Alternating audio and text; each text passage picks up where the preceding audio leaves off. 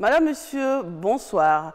Eh bien, de pertinentes et courageuses réformes dans un sous-secteur aussi important que celui de l'enseignement supérieur et de la recherche scientifique, cela mérite qu'on y accorde une attention particulière. Après 4 années de gouvernance du président Patrice Talon, voici venu le temps des moissons au ministère de l'enseignement supérieur. Pour dresser le bilan, nous recevons Madame Éléonore Yahi-Ladécan. Madame la ministre, bienvenue. Merci, Madame la journaliste. Merci d'être sur cette tribune spéciale qui nous fera mieux appréhender les réformes dans votre sous-secteur. Merci. Alors, pour co-animer cet entretien, je ne serai pas seule. Je suis avec mon confrère de Eden TV, Loris Davor, bonsoir. Bonsoir, Rachida Biomama. C'est un plaisir de partager cette tranche d'antenne avec vous. Bonsoir à tous. Bonsoir, Madame la ministre. Bonsoir, monsieur. Ouvrons cet entretien, Madame la ministre, par la vision qui est celle du chef de l'État pour votre secteur d'activité. Merci beaucoup. La vision du chef de l'État, c'est une vision qui met déjà l'homme au cœur des préoccupations de la nation. Donc, son ambition, c'est de voir le système éducatif du Bénin comme un système performant, un système qui est réellement au service du développement socio-économique et un système qui aborde les problèmes de la nation et qui livre les résultats à temps. Former des gens de très bonne qualité et qui soient pratiques sur le terrain. Je crois que ça, c'est déjà l'ambition que nous saluons très bien. Parce que nous savons, le système éducatif, c'est comme la colonne vertébrale qui tient le corps. Donc, lorsque le système est bien, on est sûr que le corps sera vraiment bien debout. Il faut une base solide, en fait. Tout à fait. Alors, il y a bien de réformes dans bien de domaines par les temps qui courent. Au ministère de l'Enseignement supérieur et de la recherche scientifique, il y a également pas mal de réformes. Qu'est-ce qui a motivé ces différentes actions engagées dans votre ministère, Madame la ministre? Ce qui a motivé, merci Madame la journaliste, c'est le diagnostic qui a été fait. Le diagnostic qui est fait et qui montre déjà qu'il y a un certain nombre de préoccupations, un certain nombre de difficultés, de problèmes qui se posaient à ce système. Et c'est ce qui a justement conduit au diagnostic qui a été fait et qui montre maintenant qu'il faut aller vraiment dans la restructuration de la carte universitaire. En dehors de ça, vous voyez, nous avons des produits qui sortent du système. Et ces produits-là sont de plus en plus critiqués par les entreprises. Et se disent, mais quels sont les types de formations que vous donnez et qui amènent les entreprises à refaire donc une formation qui soit conforme à leurs besoins. Ça pose un problème. On se dit, il y a quelque chose qui se passe. C'est ce qui fait que la main-d'œuvre, en fait, n'est pas celle qu'il faut, elle n'est pas très qualifiée. Pas totalement qualifiée. Donc cela appelle justement des réformes pour arrimer le type de formation aux besoins donc, des utilisateurs de nos formations. Donc, lorsque vous voyez également, par exemple, l'informatisation, il y avait beaucoup de difficultés. Donc, pour rendre un service, vous dépensez beaucoup de temps, en ressources, en moyens, et finalement, vous n'avez pas assez de résultats. Donc, cela amène à se dire, attention, dans ces conditions, vous risquez de déployer tellement de ressources pour peu de résultats. Un homme averti, un homme soucieux de développement, eh bien, n'est pas quelqu'un qui est enclin à la déperdition des ressources. Donc, il faut s'arrêter, il faut faire la part des choses, il faut maintenant lancer les réformes. L'autre acte essentiel, important, fort, posé par le gouvernement de Patrice Talon, c'est l'installation du CNE, le Conseil national de l'éducation. Que changera réellement cette instance dans le système éducatif? Ah, vous faites bien de le dire, parce que c'est une grande instance qui va réformer un peu nos interventions et qui va remettre les acteurs dans leur rôle et face à leurs responsabilités. Et le Conseil national de l'éducation a déjà pour mission des missions d'orientation, comme le nom l'indique. Donc, mission d'orientation, mission d'organisation, de suivi et évaluation et des décisions. Donc, c'est une instance suprême, comme on peut le dire comme ça, qui s'occupe vraiment des interventions, de la logique vraiment d'intervention, de la responsabilité des uns et des autres, et surtout du respect des tests qui organise un peu le système. Appelle-t-il donc à une certaine redéfinition des attributions et missions des différents ministères en charge de l'éducation au Bénin, l'avènement de ce conseil? Tout à fait. Sa mission a une cohérence verticale et horizontale.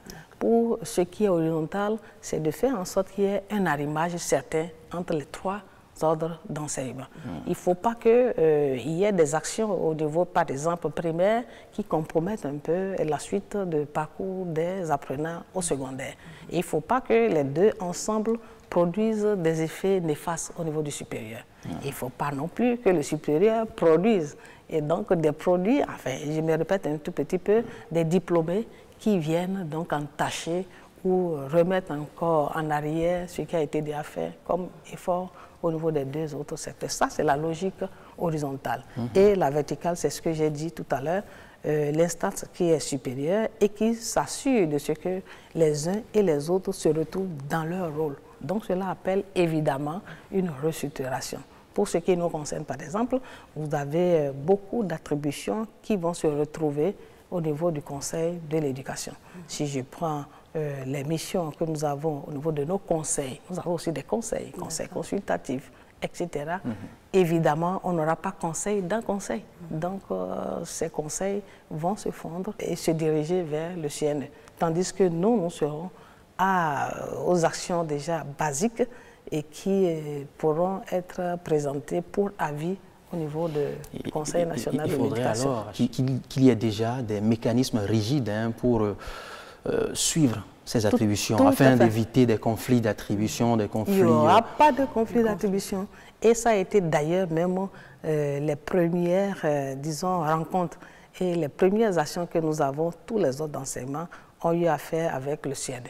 On a sorti un peu les attributions, on a regardé qu'est-ce qui nous reste et qu'est-ce qui pourrait être transféré au Conseil national de l'éducation.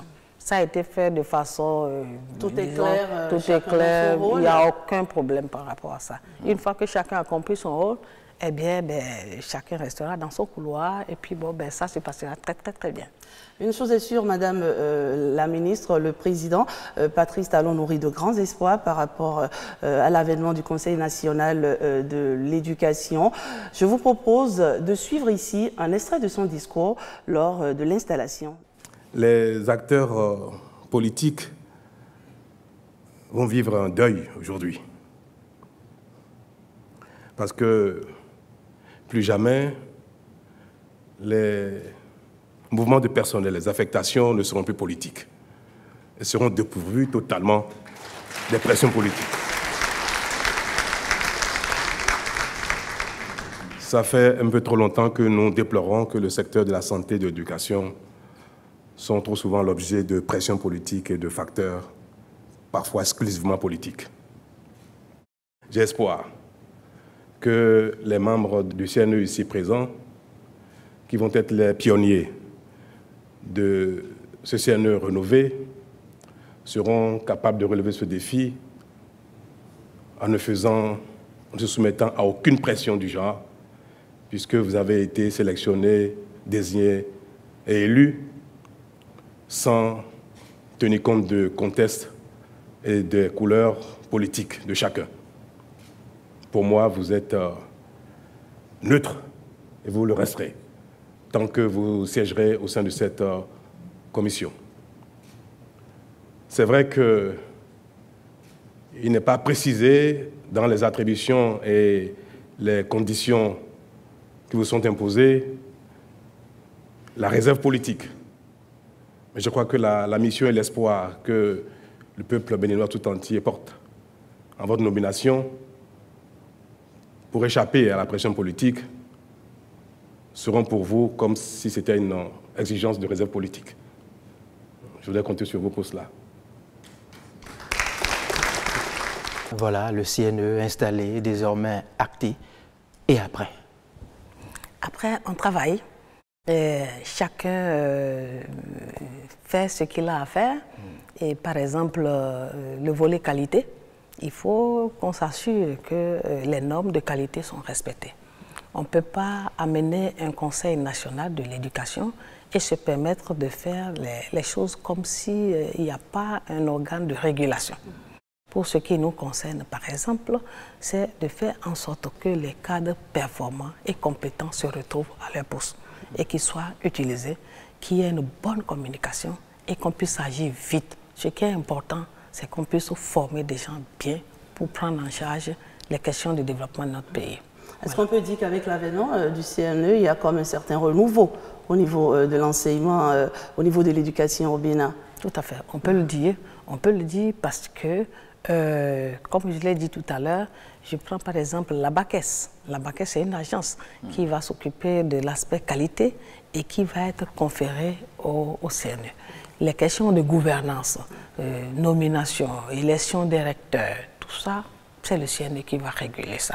Il n'est plus question de se lever et puis de commencer par se lancer dans des actions qui nous perdent de temps et qui appellent tous les conflits du monde. Non, il y a une instance qui va s'en occuper et qui va mettre chacun à sa place. Concrètement, Madame la Ministre, qu'est-ce qu'il vous reste? Ce qui nous reste, c'est justement l'organisation de l'enseignement supérieur. Il faut continuer par faire nos cours, les enseignements.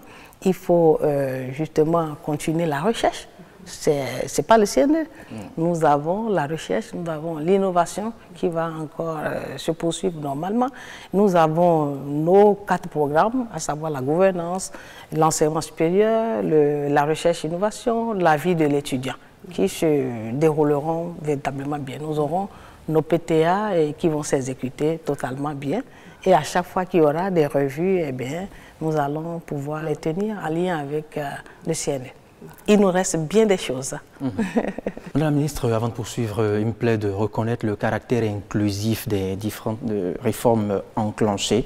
Ainsi, les acteurs clés du secteur de l'enseignement supérieur ont-ils été conviés à un séminaire pour appréhender non seulement la pertinence, mais aussi et surtout l'impact de ces réformes que vous engagez dans votre sous-secteur.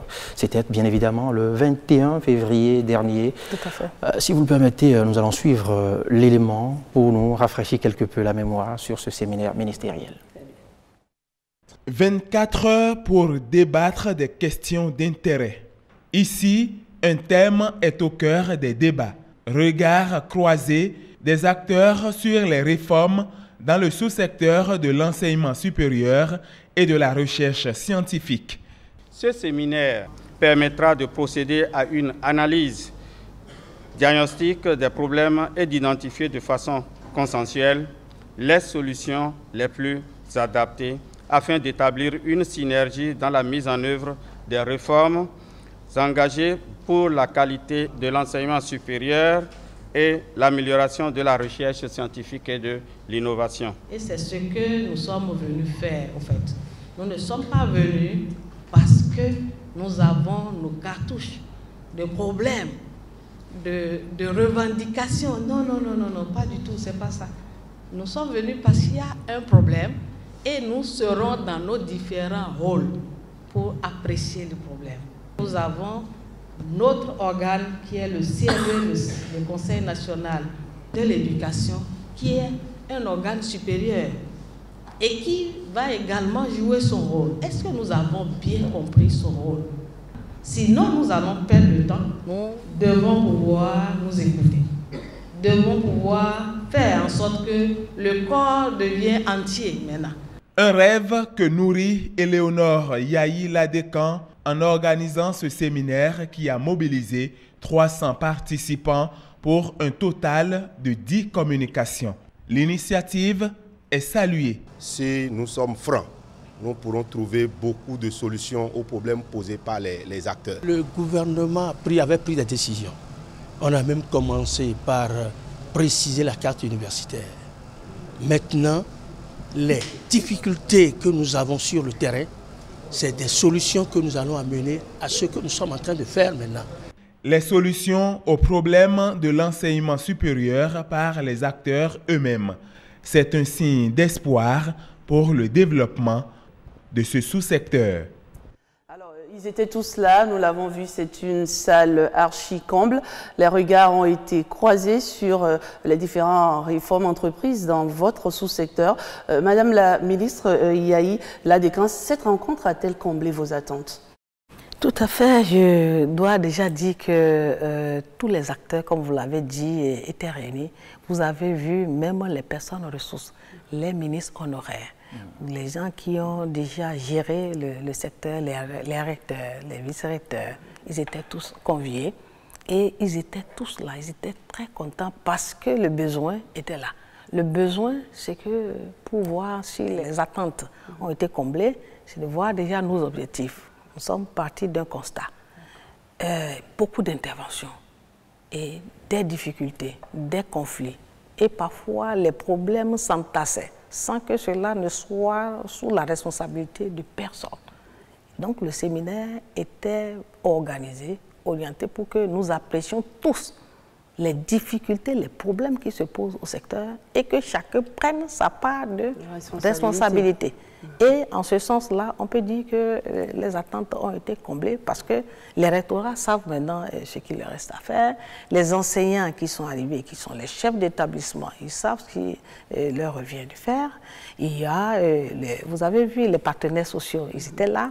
Les étudiants ont été représentés parce que cette audience-là n'était pas tout à fait convenable pour les étudiants, mais on a fait une consultation pour avoir évidemment leurs préoccupations qui ont été également exposées. Donc, moi je dirais, les attentes ont été comblées. Ça a créé la soif.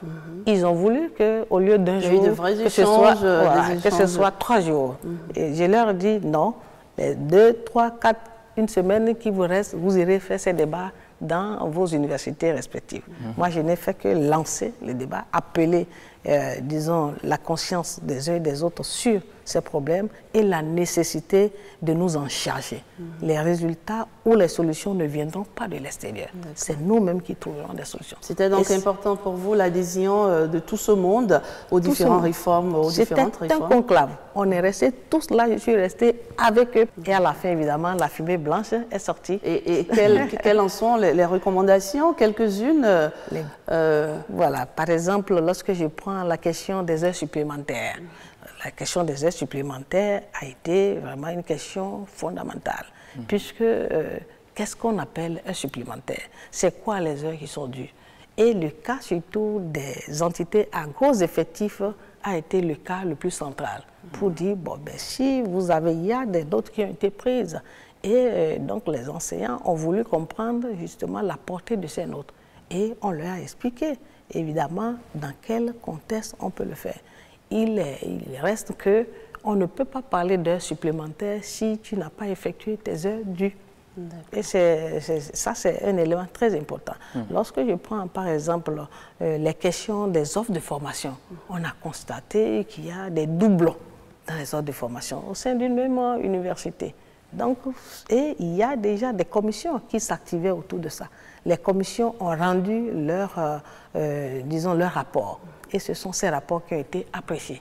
Et donc, les enseignants, les acteurs ont également apprécié. Ce n'est pas possible que dans le même environnement, on soit appelé à faire la même chose, on disperse de l'énergie. Voilà, autant des choses, des questions de recrutement des assistants, de reclassement aussi étaient revenus véritablement au centre. Et nous avons mené des débats. Ce qui est intéressant, c'est que chacun ira continuer les réflexions. Et nous serons là pour faire en sorte que les priorités de gouvernement soient véritablement mises à leur disposition. L'autre réforme délicate, une des premières, bien conclue d'ailleurs, c'est celle de la définition de la carte universitaire, de la nouvelle carte universitaire, je dirais, Madame la Ministre. Était-ce nécessaire? Ah, c'était très nécessaire. Comme je l'ai dit à l'entame, on est parti d'un schéma de multiplicité des universités, sans doute pour doter chaque région d'une université. Il se pourrait bien que, évidemment, l'ambition soit noble, très bien, mais on attend les moyens. Il y en avait vraiment, et puis on n'avait pas les moyens. Il faut engager, recruter du personnel, il faut des infrastructures. C'est vrai que les régions ont également adhéré à la chose et ont fait des espaces, d'autres des infrastructures, mais il reste que les conditions de travail ne sont pas toujours au rendez-vous ne sont pas toujours très disons, reluisantes. Donc, il était nécessaire de faire la politique des moyens et de faire en sorte que finalement, on puisse avoir des universités cohérentes. C'est ce qui a donné naissance à 2 universités pluridisciplinaires, à Abomey-Calavi et Parakou, et 2 nouvelles universités thématiques. Et ça, c'est la réforme-là qui a apporté les universités thématiques. Ça veut dire que ces universités savent qu'il ne faut pas se verser dans de la théorie, dans de la formation dans tous les sens. Il faut orienter les formations vers les priorités du gouvernement. Et d'où sommes-nous partis, Madame la Ministre? Nous sommes partis, pour ce qui concerne les 4 universités, nous sommes partis de 7 universités. Et nous sommes revenus maintenant à 4 universités. Et vous savez, il y avait une université à Lokossa, il y avait une université à Natitengu, il y a une université à Abomey, il y a une université à Porto Novo, il y a une université à Kétou, et l'université d'Abomey-Calavi, l'université de Parakou. Donc c'était vraiment 7, et les 7 universités faisaient presque, disons, les mêmes choses, sauf à 2 endroits, par exemple à Lokossa, où c'est un peu technique, avec un campus quand même dédié à tout ce qui est littéraire. Et en dehors de ça, à l'université de Kétou, c'était réellement orienté agriculture. Donc cette nouvelle carte a renforcé cela, a réduit les universités et donné un peu plus de moyens. Et c'est ce qui a fait que les infrastructures qui étaient érigées ici et là ont pu être achevées dans une grande proportion. Vous tenez résolument à la reconstruction du système éducatif béninois en phase avec les ambitions économiques. Selon vous, quels sont les leviers possibles sur lesquels il faille actionner? Ah, très bien. Le système éducatif, surtout au niveau du supérieur, est très sensible. Et il faut s'assurer déjà que nous avons de très grandes instances qui sont parfaitement, disons, installées dans leur rôle, comprises. Le rectorat gère, les rectorats doivent gérer évidemment tout ce qui est l'administration universitaire. Et ces instances doivent, le conseil scientifique avec les conseils sectoriels sont structurés. Et une fois que les instances sont bien installées, évidemment, il reste l'homme même qui va animer le système, l'enseignant. L'enseignant, il faut agir à ce niveau pour que l'enseignant ne se retrouve plus comme quelqu'un qui détient à lui seul le savoir et qui se sente seul, tout puissant à décider et peut-être au détriment de la volonté ou des droits même des apprenants. Donc, le levier sur lequel il faut agir, c'est la qualité déjà de l'encadrement, l'enseignant même qui est formé et qui est structuré en pédagogie et évidemment la qualité de ce qu'il donne comme information. Vous savez, la qualité de l'encadrement, vous avez dit, comment on contrôle tout ça, Madame la Ministre? On contrôle la qualité de l'enseignement, par exemple, par les colloques, par le conseil scientifique, parce qu'il y a une évolution dans les grades. Mais ce contrôle n'est pas un contrôle qui va jusqu'à ce que l'enseignant produit pour aller justement vers les apprenants. Je donne un exemple. Je suis enseignante, je fais mon cours, donc je me lève, je fais le cours. C'est vrai qu'il y a un conseil pédagogique qui définit un peu les calendriers, les emplois du temps des uns et des autres. Une fois que tu as ce que tu dois faire, tu t'en vas et tu le fais. Il n'y a personne qui puisse vraiment s'assurer de ce que tu dois faire, tu es en train de le faire réellement. Alors aujourd'hui, c'est quoi? Aujourd'hui, on vérifie les fiches, on voit si le contenu est... Non. Là, c'est un peu plus structuré, effectivement, au niveau du secondaire. Et je crois que tout ça là pourrait justement arriver au niveau du supérieur pour faire en sorte que justement ce qu'un enseignant prépare et va, disons, délivrer aux apprenants, que ce ne soit pas un message choquant pour eux, que ce soit un message qui les disperse. Vous avez des gens qui déjà à l'entame, par les propos de l'enseignant, ils prennent la clé des champs. Parce que l'enseignant, il faut une certaine pédagogie. Il faut une certaine pédagogie. Mais il faut reconnaître quand même qu'il y a les centres de pédagogie qui sont disons, installés à cet effet. Mais seulement la structure, l'instance supérieure ou suprême qui va les gérer, ça va être la BACES. Et ça, c'est le CNE. Les réformes appellent sans doute la construction d'un certain nombre d'infrastructures. À ce jour, est-ce qu'on peut avoir une certaine idée des infrastructures construites ou en instance d'être achevées et les équipements acquis également? Nous avons, en matière d'infrastructures, ça fait 4 ans, il y a eu beaucoup d'infrastructures qui sont, disons, achevées, parce qu'elles a été lancées avant la rupture et qui souffraient peut-être et qui ont été achevées. Il y a des infrastructures qui sont construites avec la réforme, la rupture, et il y a des infrastructures qui sont en cours d'exécution, de réalisation. Mais ce qui est important et que la rupture a apporté, c'est déjà l'agence de construction des infrastructures du secteur de l'éducation, l'ACIS. Et avant, vous savez, il y avait des coordonnateurs de projets. Donc, plein de coordonnateurs de projets par ordre d'enseignement et chacun allait sur le terrain. Et il y avait beaucoup plus de missions qui se déroulaient sans que réellement le côté réalisation physique ne soit visible. L'agence apporte maintenant la solution à cela. Tout est centralisé. Centralisé, les moyens sont transférés. Il n'y a plus d'organisation au cas par cas. C'est l'appel de fonds à 100%. Qui se fait au niveau de l'ACIS. Et ainsi, l'ACIS libère donc les coordonnateurs qui parfois sont des cadres de l'administration et qui, du fait des missions, sont obligés d'abandonner le travail et d'aller sur le terrain. Alors désormais, tout ce qui concerne les infrastructures dans le monde de l'éducation, tout cela est géré par une seule agence. C'est l'ACIS pour le secteur de l'éducation. Il y a d'autres agences pour le secteur, par exemple, de santé, etc. Voilà. Et donc, en termes d'infrastructures, on peut dire quand même qu'il y a eu 8 amphis qui ont été construits, 8 laboratoires, 7 blocs administratifs, des résidences universitaires qui ont été réhabilitées. Parce que ce n'est pas la blague hein, pour construire les résidences universitaires. Et il y a les complexes d'écoles type au nombre de 3 qui ont été réalisés.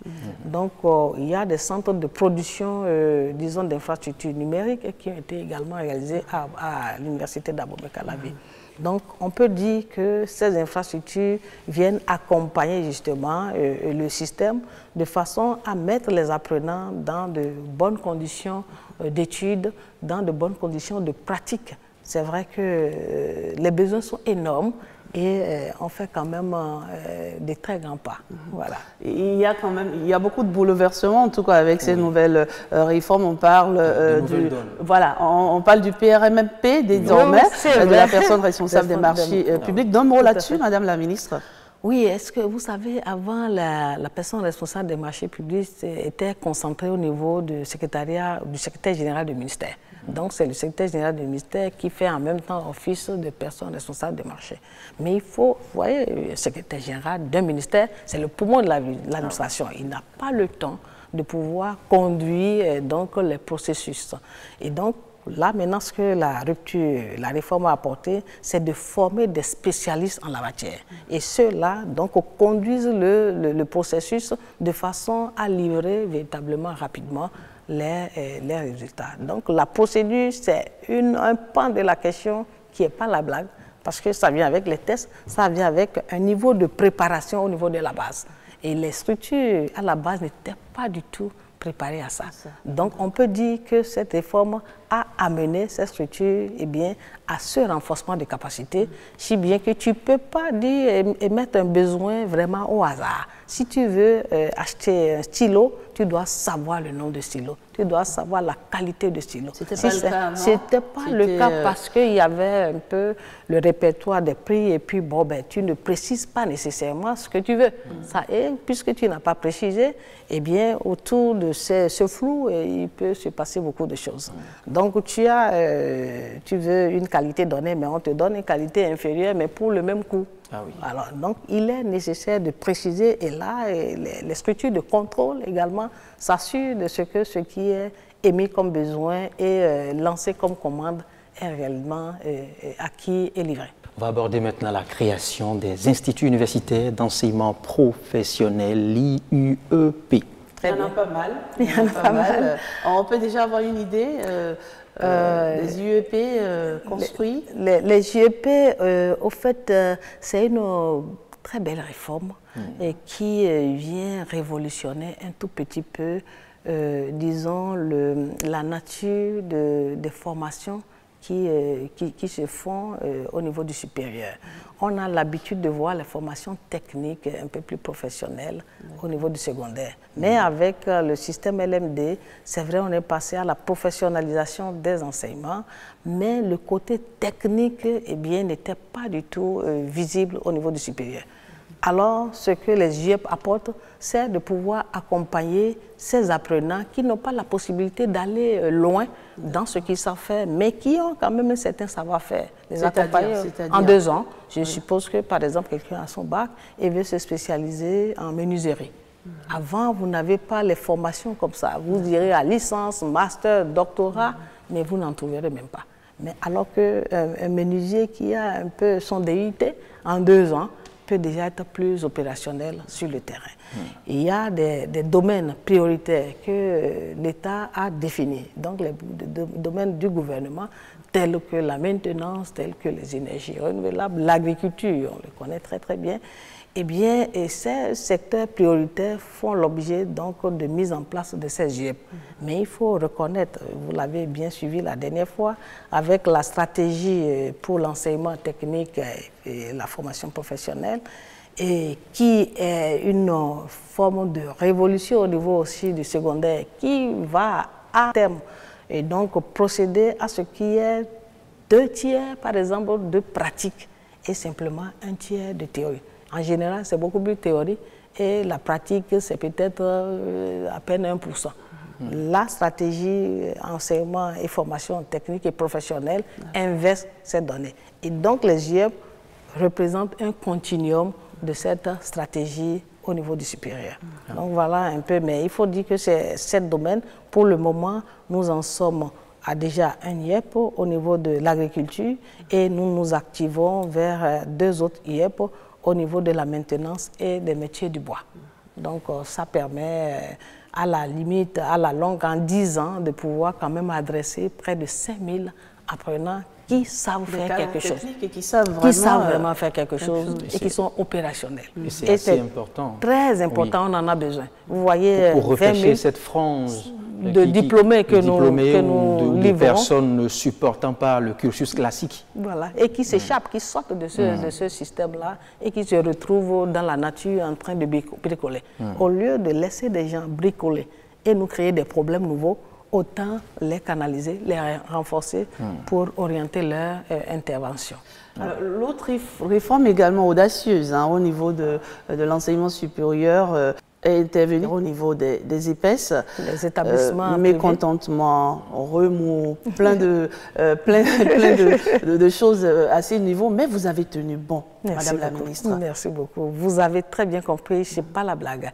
Les EPES sont les établissements privés d'enseignement supérieur et c'est le pan complémentaire du public. Nous avons le privé, nous avons le public. Et nous, le partenariat public-privé nous met forcément ensemble. Mais il se fait qu'on ne contrôlait pas trop ce qui se fait à ce niveau-là. Et on est venu vraiment de très très loin. Cette réforme-là a été très fâcheuse pour certaines personnes parce que ça bousculait certains intérêts, mais on se doit de féliciter ces promoteurs d'EPES qui ont véritablement accompagné ces réformes avec le ministère. Et là, maintenant, nous en sommes arrivés à un toilettage, à un assainissement pour savoir ce qui se fait dans le privé, que ce soit conforme à ce qui produit des effets bienfaisants pour la société. Et donc, nous avons des EPES qui attendent d'avoir leur agrément parce qu'ils ont reçu un avis favorable du Conseil national. Et nous avons d'autres qui ont été carrément déclassés. D'autres qui sont appelés à être fermés systématiquement parce qu'eux-mêmes n'existant pas et laissant leur label dans les mains des commerçants et qui les utilisent à leur gré. Et tout ça, c'était pas très très bon. Mais ça, c'est ce que la RUPU a procédé en termes d'assainissement. Et on peut dire que ces EPES-là attendent maintenant d'aller un peu vers l'homologation. Il y avait quelques difficultés, vous l'avez dit, s'ils se fâchent, c'est parce que ça fait un moment qu'ils attendaient d'avoir, disons, leur agrément. Et on a fait également de la mélancolie Et puis, inhérente à toute réforme, justement. N'oublions même pas que on a organisé les examens nationaux pour ça, pour continuer, parce qu'avant c'était la conscienture. Et à un moment donné, on s'est dit, on prend véritablement des risques. On ne peut pas signer ce qu'on ne connaît pas nous-mêmes. Donc, il faut maintenant organiser un examen. Si les apprenants étaient très bien formés, évidemment, à travers l'examen, ils vont le prouver. Et dans ces conditions, on peut délivrer des attestations. Sur 5000 dossiers, on a déjà donné d'attestations à plus de 75%. Donc, à l'ère des moissons, on peut dire que ces épaisses-là ont retrouvé leur sucré. Voilà. Il y en avait au départ, Rachida, quelques résistants. Oui. Vous en notez encore ou ils sont tous rentrés Non, ils sont tous rentrés. La preuve, ils ont créé une fêtière, une union des épaisses. Et pour avoir un seul interlocuteur pour échanger avec le ministère et également avec le Conseil national. Finalement, c'était très bon, mais il le fallait. Il le fallait. Et la preuve, ils étaient invités à notre séminaire ministériel. Et ils n'ont pas manqué de poser leurs problèmes.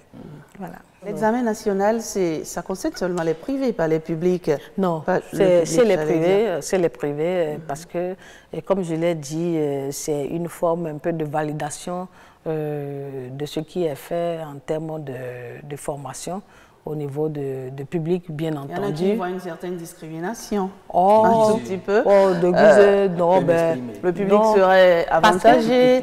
Parce que, au fait, il y avait une disposition qui les mettait sous la tutelle d'université publique. Si la tutelle était bien faite, évidemment, il n'y aura pas ce sentiment un peu de brimade. Mais nous avons réglé déjà les questions de tutelle et donc les épaisses ont une tutelle quand même académique auprès d'une université publique où, disons, le gouvernement injecte les moyens et recrute des enseignants à la limite, à la longue.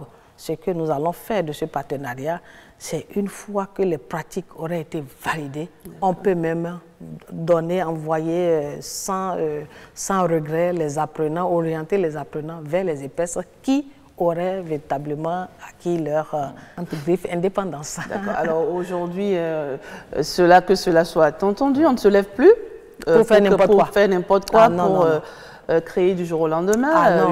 Non, vous ne pouvez pas le faire, même si, entre-temps, vous êtes sur un site et que l'activité devient assez intéressante au point d'aller sur un autre site, ça, c'est régulé. Ça vient toujours avec une autorisation d'extension. Si vous voulez fermer, ce n'est pas parce que vous avez ouvert qu'il vous plaira de fermer comme vous voulez. Ah non, pas du tout. Ça vient également avec une certaine procédure.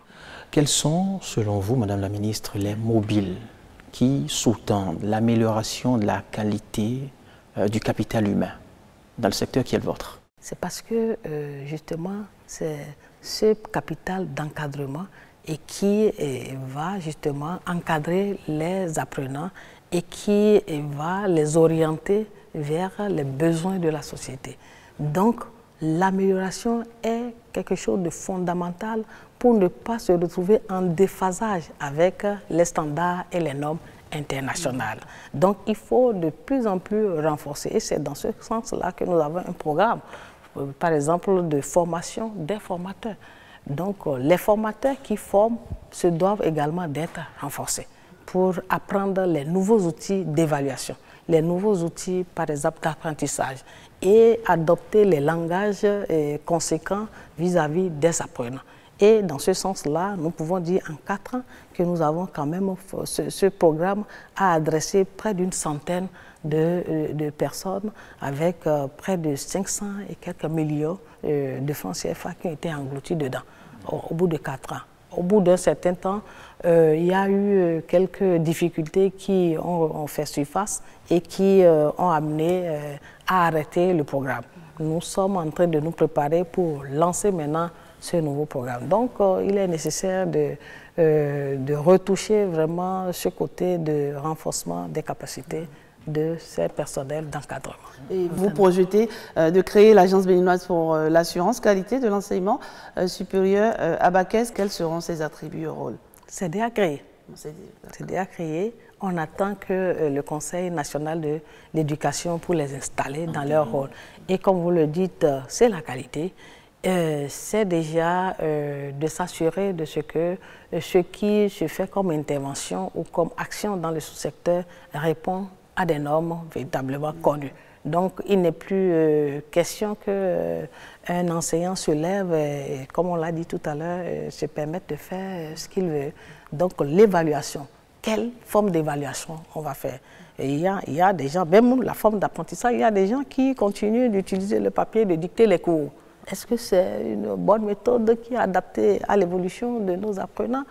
Est-ce qu'il faut leur laisser le support? Ben, tout ça là va être régulé. S'il faut, la preuve, on est en phase d'une crise avec le coronavirus, ben, s'il n'y a pas de support qu'on laisse aux apprenants, eh bien, ça va créer des problèmes. Il faut que les apprenants puissent toujours avoir le support préparé et justement se retrouver dans le cadre disons, de l'enseignement avant que le professeur ne vienne. C'est pour cela qu'on leur donne le temps personnel pour l'étudiant. Donc voilà, pour ce qui concerne la BACAS. Une chose est sûre, et vous serez d'accord avec moi, avec la mise en œuvre de toutes ces réformes, le capital humain sera de meilleure qualité. Tout à fait. Évidemment. Tout à fait. D'ailleurs, même, c'est pas pour rien que depuis des années, vous voyez, les ressources, même si on regarde les ressources au niveau du secteur de l'éducation, même si c'est un pourcentage faible par rapport au budget national global, mais ces ressources sont en parfaite croissance. Les années avant la rupture, on tournait autour de 50 milliards, mais depuis 2016, on est allé même jusqu'à 80 milliards parce que ça engage beaucoup plus la responsabilité des structures et de l'État. Vous voyez, par exemple, les boursiers, ceux qui vont bénéficier des aides universitaires, le nombre est allé en croissant. Donc, ça fait que cela demande un peu plus de ressources pour permettre aux étudiants d'avoir un peu de moyens pour s'occuper de leur formation. Nous avons également les questions, par exemple, au niveau des bacheliers, qu'il faut véritablement orienter et bien les orienter pour qu'ils ne se perdent pas. Il faut noter quand même qu'il y a quelques soucis, puisque malgré tout ça qu'on fait, vous avez des apprenants qui continuent, heureusement que le pourcentage est faible, et qui continuent de se tromper. Donc, au bout d'un certain temps, ils se disent qu'ils se sont trompés, donc ils ne voulaient pas choisir cela. On leur a donné la bourse dans telle filière, ils souhaiteraient aller dans une autre filière. Ils demandent même qu'on leur transfère les bourses, comme si vraiment c'était une opération un peu élémentaire, un peu déplacée. Donc, tout ça là, nous sommes en train de leur... Il y a maintenant un nouveau système... Tout le système huilé pour que les uns et les autres soient responsabilisés un peu plus dans leur choix. Voilà. On va poursuivre toujours dans ce volet de l'amélioration du capital humain. Vous y êtes déjà. Cela prend en compte différents départements de l'ACE, des nouveaux bacheliers, aux formations universitaires dans les différentes filières, dans les écoles doctorales aussi. Et parlons justement des écoles doctorales, Madame la Ministre. Oui. Que pouvons-nous retenir de l'aide, du soutien de l'État aux doctorants? Vous avez parfaitement raison. Les écoles doctorales, on en a environ 13, avec beaucoup de formations doctorales. C'est pour cela que la réforme a pris par là également, pour faire en sorte que les formations doctorales soient orientées vers les priorités, les questions, les préoccupations de la nation. Que ce ne soit pas des sujets comme ça aléatoires qu'on donne aux doctorants, et on produit des docteurs qui n'auraient pas vraiment abordé les vraies questions. Voilà, donc de plus en plus, ces écoles doctorales s'occupent de ça, et nous avons l'appui aux doctorants. Et je crois que c'est de ça que vous parlez. Oui. Le programme appui aux doctorants donne quand même un certain appui à certains doctorants qui ont été identifiés. Et ce programme a quand même déjà adressé plus d'une centaine de doctorants, et avec des centaines de millions de francs, même disons 1 milliard de centaines de millions, c'est peu dit. Il y a beaucoup qu'on donne. Et laissez-moi vous dire que ces doctorants participent également à l'amélioration du capital humain. Parce que les questions de recrutement, ce n'est pas des questions simples pour recruter. Et ce que ça induit en termes de masse salariale, ce n'est pas la blague. Et ces doctorants-là viennent assister les enseignants Parmi eux, il y en a qui sont devenus docteurs, il y en a peut-être qui sont déjà recrutés, et il y en a qui sont toujours là en attente d'être recrutés. Voilà. Il y a désormais une nouvelle façon de faire aujourd'hui avec les responsables d'étudiants. Madame la ministre, il y a un arrêté interministériel qui a été pris dans ce sens. Justement, vous êtes allé au contact de ces étudiants pour leur expliquer un peu la pertinence de cette réforme-ci. Je vous propose qu'on suive cet élément et juste après, vous nous parlerez un peu plus en détail de ce que c'est. Nous voulons déjà... Face à face, la ministre de l'Enseignement supérieur et de la Recherche scientifique et l'ensemble des responsables d'étudiants des universités publiques du Bénin. Une rencontre d'explication des 12 articles de l'arrêté interministériel numéro 059 qui fixe les nouvelles conditions de financement des activités des différentes associations. Désormais, les associations les plus représentatives dans chaque université publique sont invitées à mettre en place un bureau fédéral qui sera chargé de gérer, en partenariat avec les structures étatiques, toutes les questions liées au financement de leurs activités. Une réforme saluée par les différentes associations syndicales à l'issue de la séance. C'est déjà heureux que nous ayons cette information. C'est d'autant plus qu'heureux aussi de savoir que l'autorité ministérielle a demandé à rencontrer toutes les associations estudiantiles pour que nous parlions à cœur ouvert des problèmes qui minent les étudiants dans leurs universités respectives. Qu'on le veuille ou non, un tien vaut mieux que deux, tu l'auras. Aujourd'hui, c'est effectif. L'essentiel est de voir si dans la pratique, si dans l'application du document, il n'y aura pas de quoi, s'il n'y aura pas de protocole, je crois que l'essentiel est fait. Après cette séance, la ministre lance la 2e édition de la rentrée des œuvres universitaires et sociales dans l'amphimile du campus de Parakou sous le thème « L'art, la culture et le sport, levier de développement socio-économique d'une nation ». Après l'ouverture des résidences et du restaurant universitaire en janvier dernier, c'est au tour des activités artistiques, culturelles et sportives d'être lancées. Sur le plan artistique et culturel, à l'université de Parakou, l'on assiste à un regain d'intérêt et chaque région veut se faire valoir par sa culture, contribuant ainsi à l'animation du campus. Malgré cet engouement à l'affirmation de l'identité culturelle de chaque région, nous devons forcément tendre vers la constitution d'un ballet de l'université de Parakou pour mieux nous faire représenter lors des sorties artistiques et culturelles au plan national et ou régional. Le thème central de cette édition, à savoir l'art, la culture et le sport comme outil de développement d'une nation, me paraît d'une importance capitale et on ne trouverait guère aujourd'hui d'enseignants, de responsables pédagogiques ou même d'hommes politiques qui ne reconnaissent pas que l'art, la culture et le sport ont leur place dans l'éducation d'une nation. Le bien-être et l'épanouissement des étudiants dans les campus sont au cœur des actions des différentes courses du Bénin. C'est d'ailleurs ce qui justifie l'engagement du gouvernement dans ce domaine. À titre d'illustration, en 2016 et 2020, le nombre de bénéficiaires des allocations universitaires dans les 4 universités publiques a connu une augmentation bien significative. Ainsi, au titre de l'année académique 2019-2020, le nombre d'allocataires, toutes tendances confondues, s'élève à plus de 39 000. Vous voyez, c'est une industrie et nous devons féliciter tous ceux qui s'activent autour de ces volets. Tout en reconnaissant les améliorations qui se notent chaque année, le représentant des étudiants, Jules Nimassou, souhaite que le Centre des œuvres universitaires et sociales de Parakou construise de nouvelles résidences et aussi l'acquisition de nouveaux bus pour le transport. Alors, Madame la ministre, fini donc, quand je suis cet élément, je me pose juste une question. C'est donc révolu ce temps où les responsables d'étudiants utilisaient le financement à eux attribué comme ils le voulaient. On est venu de très très loin. C'est arrêté, disons, interministériel. C'est avec le ministre de l'économie et des finances qui, justement, a sanctionné tout le processus. Et pendant un certain temps, on a essayé de les réorganiser parce que les associations, il y en avait dans tous les sens et puis je levais et bloquais le truc, ça n'en finissait pas. Donc, cette réforme les a remises vraiment dans les organisations syndicales qui sont véritablement reconnues pour mener des échanges avec les autorités, que ce soit au niveau central qu'au niveau des universités.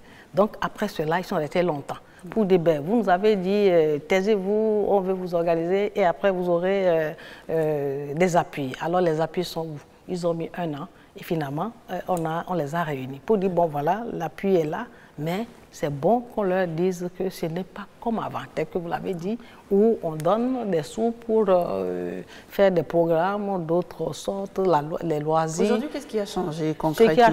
Ce qui a changé maintenant, c'est que ça vient avec un programme donné et leur RIBA. Donc, on ne leur donne plus l'argent comme ça.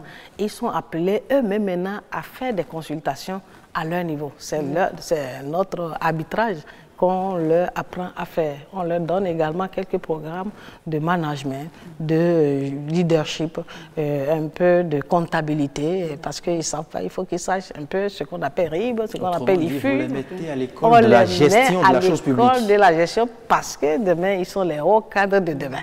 Donc, c'est ce que nous avons eu à leur faire au cours de cette rentrée sociale, où on a d'abord demandé que tous ces responsables-là viennent de toutes les universités. J'ai eu 2 heures d'échange avec eux. Ils ont posé des questions. Vous avez eu le sentiment qu'ils ont... Oui, ils ont fustigé... Parce que sur les questions de financement, c'est vrai. Les responsables d'étudiants sont parfois... Par exemple, mais ils ont fait de très riches contributions, on les a rassurés. Ils ont dit qu'ils s'attendaient, par exemple, à avoir des domaines tels que les domaines de l'art, les domaines de l'environnement, de l'éducation, qui soient plus visibles. On leur a dit, c'est toujours ça pour vous. Lorsqu'on donne un domaine, comment vous êtes capable de vous organiser pour répondre à cela? Le bailleur dit, bon, voilà ce que je prends. Alors toi, tu as un objectif, mais utilise le langage du bailleur et puis tu te retrouves dedans. Si tu veux aborder un programme sur l'éducation, eh bien tu l'abordes, mais toujours dans ce sillon qui peut-être à étendre les années dans je pense que cette nouvelle collaboration tend un peu à confiner les étudiants, tend un peu à mettre dans la liberté. Voilà. Non, c'est beaucoup plus pour les accompagner et les former et déjà la gestion de la cité demain.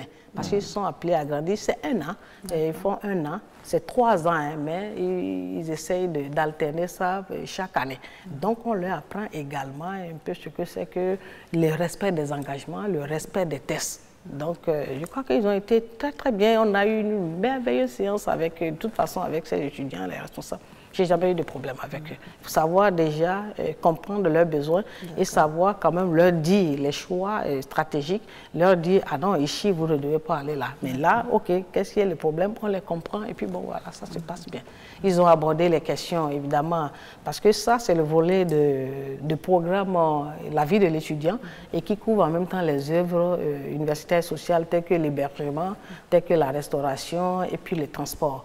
Mais il y a un plan de réforme également dans cette rubrique, ce domaine des universitaires parce que, eh bien, on ne peut pas continuer à gérer les universitaires comme ça. C'est à peu près 3-4% de services. Autant impliquer les partenaires et donc ils ont un peu plus de moyens et justement réguler justement les services pour que ce ne soit pas écrasant pour les bénéficiaires. Et c'est ce que nous avons commencé. Ce qui explique l'ouverture du capital. L'ouverture vraiment du capital et l'implication des privés dans ce domaine. Si bien que là où ils sont en train de s'allier et de ne pas pouvoir bien manger, eh bien quelqu'un d'autre peut ouvrir un resto à coût toléré pour permettre vraiment de manger. Et je dois profiter quand même pour saluer déjà une association au niveau de l'université de Kétou qui s'est déjà mis dans la danse et qui a déjà offert un minibus pour faire le transport de ces étudiants-là qui sont vraiment dans des sites très éloignés. J'ai fait le tour de l'université de Kétou, eh bien c'est vraiment assez loin. Et s'ils font toutes ces distances, c'est évident qu'arrivé au cours, ils vont sommeiller et ils ne vont pas pouvoir bien rendre. Donc nous félicitons déjà ceux-là qui nous accompagnent et nous attendons donc les autres partenaires également. Voilà. Il y a également une réforme au niveau des courses. C'est ça, c'est déjà la réforme au niveau des courses pour faire en sorte que les privés puissent s'intéresser à cela. Et il faut quand même reconnaître que le chef de l'État, pour les questions de logement, eh bien, vous le connaissez très bien, un homme très pointueux et qui a le souci des conditions, de belles conditions d'études et vraiment d'hébergement des étudiants. Donc, il a adressé un grand domaine de construction des hébergements. Ce domaine est en cours avec le ministre de cadre de vie pour qu'avec les Chinois, que nous puissions aller vers la construction de nouvelles résidences pour les étudiants. Madame la ministre, avant de mettre un terme à cet entretien, on aurait commis un crime de lèse-majesté si jamais on oublie, je dirais, l'autre grand département de votre sous-secteur, la recherche. Justement. Et l'innovation. Ah ben oui. Justement. Vous avez raison, en fait. Vous savez, c'est les difficultés de ce sous-secteur qui nous amènent parfois à penser que ce sous-secteur n'existe pas. Parce qu'effectivement, pour financer la recherche, ce n'est pas la blague. C'est une affaire de gros sous, en fait. Très gros sous. Et c'est pour cela que choisir la réforme sur l'ABRI, l'Agence béninoise de recherche et de l'innovation, est la solution. Donc, cette réforme qui va donner l'agence va fusionner un certain nombre de structures qui existaient, telles que la BVIT, telles que le fonds, et va beaucoup plus organiser le secteur de la recherche pour qu'on ne se lève pas pour faire n'importe quoi, pour dire qu'on est en train de faire recherche, et après, on va le suspendre quelque part et l'oublier. Il faut qu'il y ait vraiment toute une coordination, toute une chronologie dans l'organisation de la recherche. Et nous pensons même aller à la longue, introduire une loi avec l'appui du chef de l'État et l'appui aussi de nos honorables députés, une loi sur le financement de la recherche. Surtout par ces temps de coronavirus, on aurait bien besoin de chercheurs, Madame la ministre. Ils existent. Pourquoi pas un Béninois? Ils existent. On a les virologues, les épidémiologistes qui sont là et qui essayent d'aborder ces questions. Mais c'est vrai que lorsqu'on dit recherche, c'est les plateaux techniques. C'est ça, au fait, le centre même des investissements, c'est au niveau des plateaux techniques. Il faut pouvoir faire des recherches, faire des analyses, par exemple, le contrôle de qualité. Regardez tout ce qui se vend un peu partout, des sachets ici, tel fruit ici, boisson par ici. Il faut pouvoir organiser ça et c'est ce que l'ABRI va pouvoir faire pour que n'importe qui ne se lève plus pour produire n'importe quoi et mettre dans des sachets, dans des bouteilles et commencer par les vendre. À la limite, c'est programmer un peu les questions de problèmes de santé au niveau de la population. Voilà un peu au niveau de la recherche ce qui est en train de s'organiser. La politique de la recherche est déjà presque livrée et nous suivons tout ça évidemment avec l'unité présidentielle de suivi au niveau de la présidence qui est une unité qui nous accompagne beaucoup. Très bien. Et dans le choix, vraiment dans nos choix et dans la qualité de nos interventions. Très bien. Loris, d'abord, nous avons fait un peu le tour des différentes réformes engagées au niveau du sous-secteur de l'enseignement supérieur. Il y en a d'autres. Oui, bien sûr, en termes de perspective. Quelle grande réforme En termes, par exemple, de perspective, nous avons la mise en réseau des universités.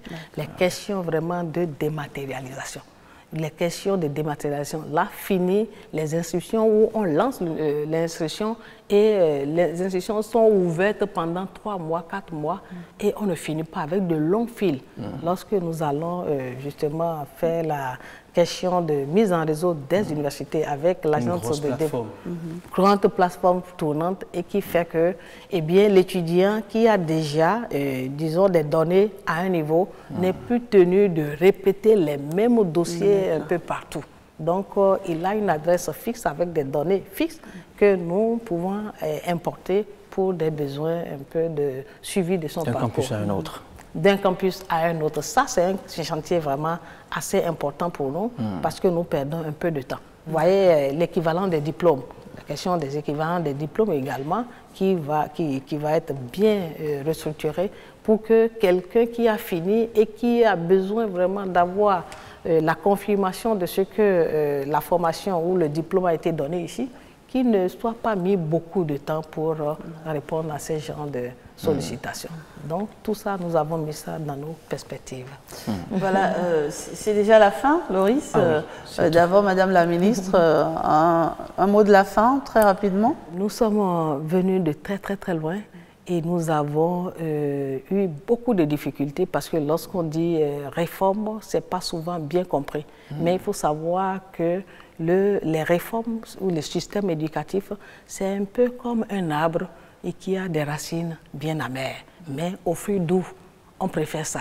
Les réformes, c'est le côté amer de la chose, mais en supposant que d'ici à là, les fruits doux sont déjà à portée des mains. C'est déjà le temps des moissons. C'est déjà le temps des moissons. C'est bien d'avoir à souffrir pour sourire que de se complaire dans un peu les complaisances, dans le manque, vraiment, l'absence de gouvernance et de produire des diplômés qui valent vraiment rien sur le terrain. À la limite, c'est dangereux. Voilà, donc je voudrais encore une fois féliciter tous les acteurs du secteur de l'éducation, tous les ministres qui nous ont précédés, et je ne m'en voudrais de ne pas reconnaître la bravoure de celle à qui j'ai succédé, le ministre Marie-Odile Atanasso, qui a été une brave dame, qui a vraiment porté donc à bras le corps contre vent Zémaré, qui a tenu ferme ces trucs. Donc on peut dire que les fruits, eh bien seront un peu sa satisfaction, la fierté qu'elle aura. Et le chef de l'État ne s'est pas trompé aussi sur sa succession. Sa succession, voilà, merci. Voilà. Mais je dois quand même remercier et féliciter donc cet engagement du chef de l'État, cet homme de vision. Il le faut.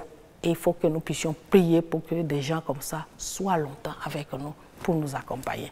Vraiment, merci beaucoup et nous sommes très fiers de tout ce qu'il fait. Éléonore Yaïla-Descamps, merci d'être passée sur ce plateau.